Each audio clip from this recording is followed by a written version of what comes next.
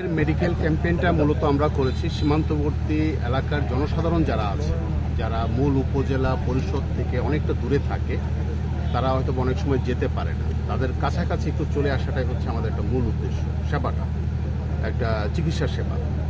আর এই চিকিৎসা সেবাটা যে শুধু আমরা করছি তা না, আপনারা যদি সাম্প্রতিক ফেনীতে যে বন্যাটা হয়েছিল, বন্যাটাও যদি আপনারা খেয়াল করেন, বিজিবি কিন্তু একটা বড় একটা ভূমিকা পালন করেছে ওই বন্যাতে। ওইখানেও মেডিকেল ক্যাম্পেইন চলছে এবং সারা বছর ব্যাপী বর্ডার গার্ড বাংলাদেশ সীমান্তবর্তী এলাকাগুলোতে জেলা পর্যায়ের মাধ্যমে, উপজেলা পর্যায়ের মাধ্যমে আমরা এই মেডিকেল ক্যাম্পেইনটা আমরা পরিচালনা করে থাকি।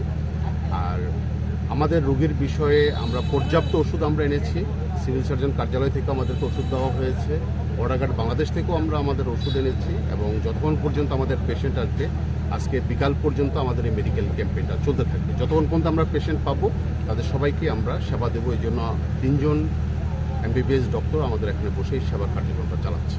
এটা একদম ফ্রি মেডিকেল ক্যাম্পেইনটা।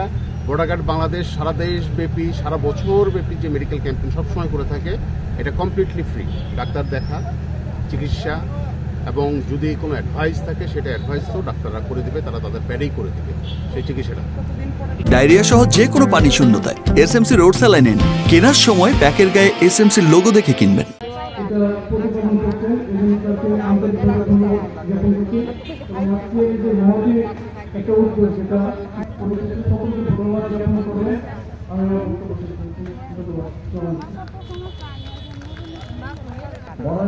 বাংলাদেশ 200 বছরের উপর একটি ঐতিহ্যবাহী বাহিনী।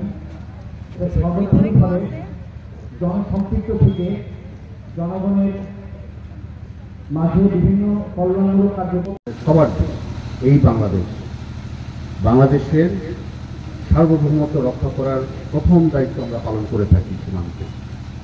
দিন রাত 24 ঘন্টা এবং সবসময় সদা জাগ্রত অবস্থায় আমরা থাকি। এর পাশাপাশি সার্বভৌমত্ব রক্ষার পাশাপাশি আমাদেরকে বড় যে দায়িত্বটা পালন করতে হয়, সীমান্তের চোরাচালান রোধ করা। এই সীমান্তের চোরাচালান রোধ করার জন্য আমরা নিয়োজিত আছি। তবে আপনাদেরকে একটু বলতে পারি, আমরা আমাদের অপারেশন কার্যক্রম, পেট্রোলিং কার্যক্রম যেটা, এটা পূর্বের তুলনায় আমরা আরো বেশি বাড়িয়েছি। অর্থাৎ সীমান্তকে সুরক্ষিত করার জন্য, চোরাচালান রোধ করার জন্য আমরা আমাদের পেট্রোল অপারেশন, নজরদারি, গোয়েন্দা তৎপরতা সবই বৃদ্ধি করেছি। এখন শুধু আমি করলেই তো আর হবে না। সীমান্ত এলাকায় বসবাস করেন, আপনারাও বসবাস করেন। যারা সীমান্ত এলাকায় যারা বসবাস করেন তাদেরকে আমি অনুরোধ করব, আপনার এলাকা দিয়ে যাতে কোনো ধরনের অবৈধ কর্মকাণ্ড, চোরাচালান যাতে না হয়, আপনারাও খেয়াল রাখবেন, আমাদেরকে জানাবেন, আমাদেরকে তথ্য দিবেন।